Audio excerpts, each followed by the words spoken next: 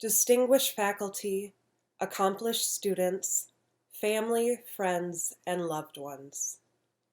I began my journey at Minnesota State University, Mankato, 10 years ago, with an 18-month-old daughter and my son on the way.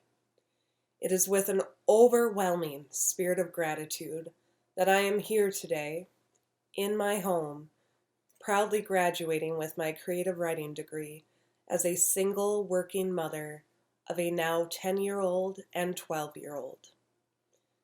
As I began reflecting on what I could possibly write to capture the magnitude, joy, and pure bliss of this day, a friend jokingly told me, "You're a poet.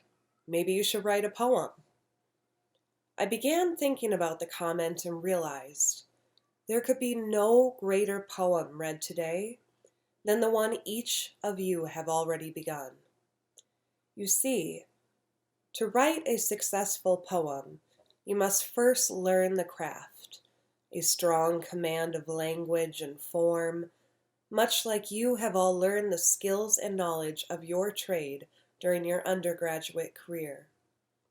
Once that is mastered, you must pick a subject that moves your soul, in the same way that you are now selecting your career and future aspirations. While creating your poem, your tone will come shining through in the language you select and the order of your words. This is when your poem really begins to sing. This is what sets your poem apart from all the others. Your personality, values, and experiences shape these choices. Your tone is what people remember long after the poem ends. Talent isn't enough. Determination, ambition, energy, and grit are also needed. There can be obstacles, all things we are experiencing on a global level right now. Lack of inspiration, motivation, loss, stress, fear, constraints.